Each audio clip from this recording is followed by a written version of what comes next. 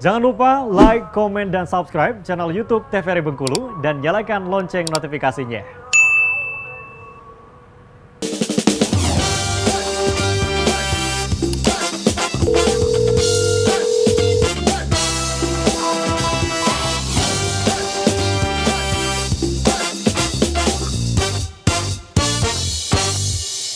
Halo sahabat sehat, bagaimana kabar Anda? Semoga selalu dalam keadaan sehat dan tetap semangat ya. Senang sekali pemirsa, hari ini saya Julia Hartanti bisa kembali menjumpai Anda dalam program kesayangan kita, Dokter Kito Bersama Kita Sehat. Tentunya dengan berbagai informasi, edukasi, dan juga inspirasi seputar dunia kesehatan. Nah pemirsa, kali ini kita akan membahas mengenai parotitis atau yang biasa kita sebut dengan gondongan.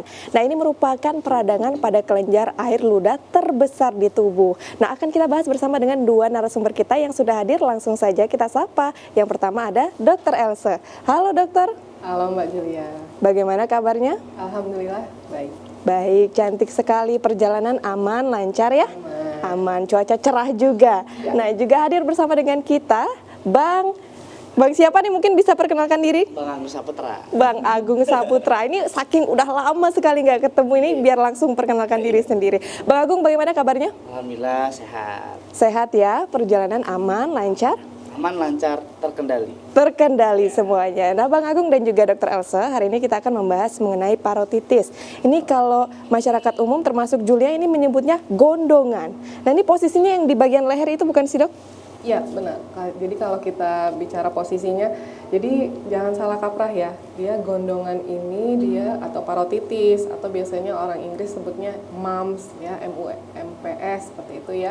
Atau kita masyarakat Bengkulu nih biasanya awamnya dengan bagu anjing. Nah, biasanya sebutannya seperti itu ya. Kalau posisi kita bicaranya memang dianya itu di telinga ya, tepat di belakang telinga seperti itu, agak di bawah. Jadi di sini posisinya. Jadi bisa di satu sisi, maksudnya bisa di kanan atau kiri aja, tapi bisa juga pembekakannya di dua sisi ya, di dua sisi. Nah, jangan disamakan lagi gondongan dengan gondok. Nah, beda lagi ya. Dari bahasanya aja sebenarnya udah beda. Kalau gondok itu biasanya dia mengenai bagian depan. Kalau misalnya di para laki kan ada jakun. Nah, biasanya kalau gondok itu biasanya di dekat jakunnya itu. Kalau gondongan biasanya agak di kiri kanan, tepatnya di depan atau belakang telinga seperti itu. Jadi gondongan ini berbeda dengan Gondok, ya, dok, iya, ya. benar. Nah ini menarik sekali, langsung saja kita bahas. Mungkin Dr. Elsa silahkan.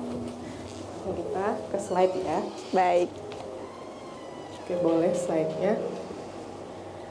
Ya, hari ini kita akan bahas tentang parotitis. Dari kata-katanya itu dia atau yang disebut dengan gondongan ya. Nah, jadi sebenarnya parotitis itu dia tuh adalah sebuah salah satu dari kelenjar air ludah kita ya. Kalau di sini kita lihat nih ada tiga kelenjar air ludah di tubuh seseorang. Ada sublingual, kelenjar sublingual, submandibular ya. Terus baru yang paling besar di atas itu ada kelenjar parotis ya. Makanya kalau yang meradang itu adalah kelenjar yang paling besar. Makanya parotitis itu sebutan untuk peradangan kelenjar parotis seperti itu ya. Nah, ini penampakannya ya.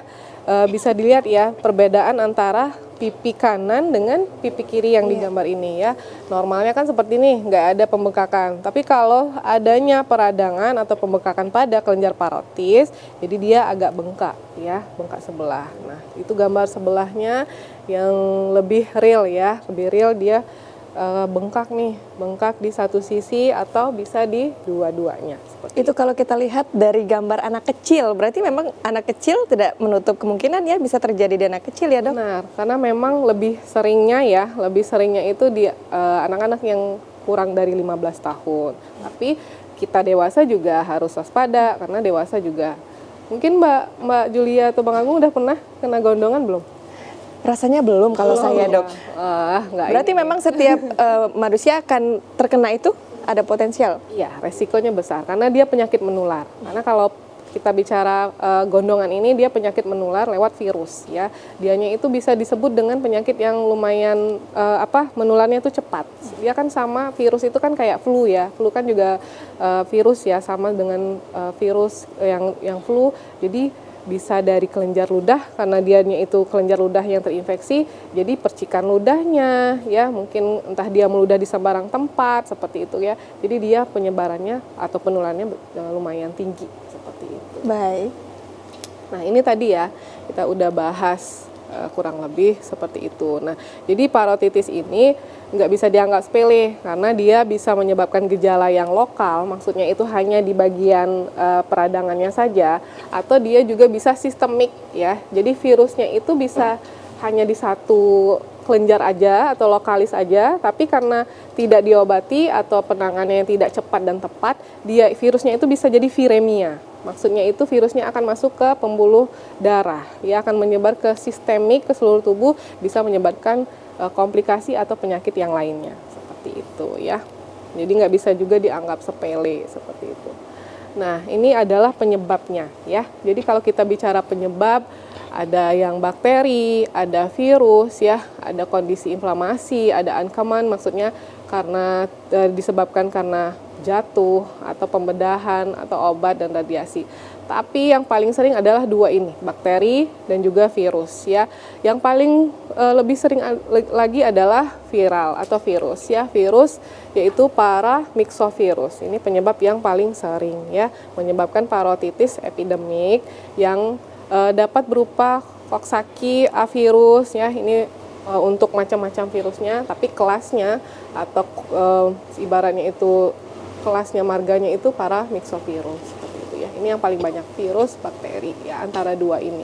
Nanti kalau untuk membedakannya biasanya harus melakukan pemeriksaan lebih lanjut ya untuk membedakan virus atau bakteri. Tapi kebanyakan sih virus ya. Dan penanganannya pun berbeda ya dok ya? Ya, kalau memang lebih mengarah ke bakteri tentunya kita akan beri antibiotik. Kalau virus sejauh ini belum ada ya untuk yang khususnya yang parotitis ini antivirus yang memang sesuai untuk yang virus paramyxovirus. Hanya saja nanti dia kan karena virus itu dia sifatnya self limiting seperti itu ya. Jadi dengan suportif, dengan obat-obat suportif lainnya dan bed rest total, kompres dan lain sebagainya seperti itu. Baik. Oke, kita lanjut.